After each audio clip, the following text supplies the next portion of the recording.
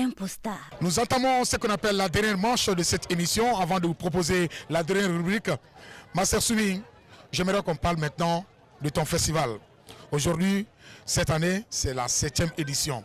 Alors, il y a Fokmala, sans Oulouvla, avec les Oulouvla. Ça a commencé à Djalakorodji. Ah oui. Et j'étais un peu de loin. Oui. J'étais en Europe, mais j'ai regardé, je suivais les activités de la 6e édition de loin. Oui. Alors, est-ce que cette année, ça va être la version délocalisée comme l'année dernière, ou bien, Ameto Djalakorodji, parle-nous des innovations et tout ce qui s'ensuit. Non, bon, c'est-à-dire que le festival, on a décidé que Festipop par rapport à Dorokoun soit un festival itinérant depuis un certain temps, depuis à partir de la 5e année et de la 5e édition qui s'est tenue à Sénou.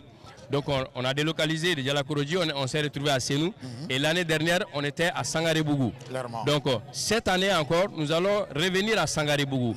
Le festival est prévu pour avril prochain, on va revenir à Sangaré-Bougou. Pourquoi? Parce que pour des raisons techniques nous avons perdu une soirée à Sangaré-Bougou qui a été un festival, une édition qui a bien marché. Évidemment, ça a été un grand succès. Mais on a envie de revenir encore là-bas, non seulement par rapport à ce problème technique, venir corriger ça, mais aussi par rapport à la population de Sangaré-Bougou, qui nous a vraiment bien accueillis.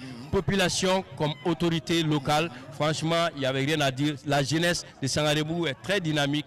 Donc on va revenir là-bas pour tenir la 7e édition. Tu as parlé surtout de l'aide à la jeunesse. Oui. C'est aussi une façon pour toi d'aider bien sûr la jeune génération. Mais bien sûr, bien évidemment.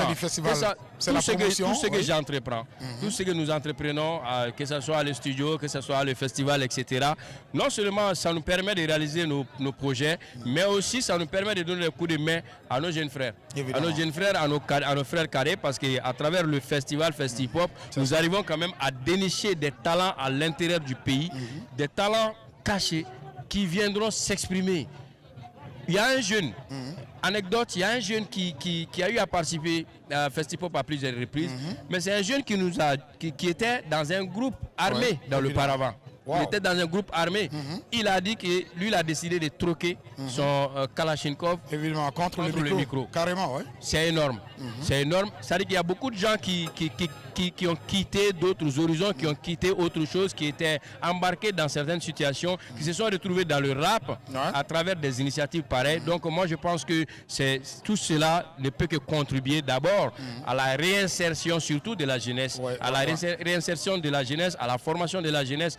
Parce que les zones où beaucoup de ces jeunes se trouvent là, c'est des zones rurales. Évidemment. Et moi, je pense que je suis convaincu que le développement d'un pays, ça passe par ces zones rurales-là. Évidemment. Bamako, c'est le centre-ville, c'est la capitale, oui, mais bien sûr, tout passe par la jeunesse. L'avenir d'une nation dépend de sa jeunesse.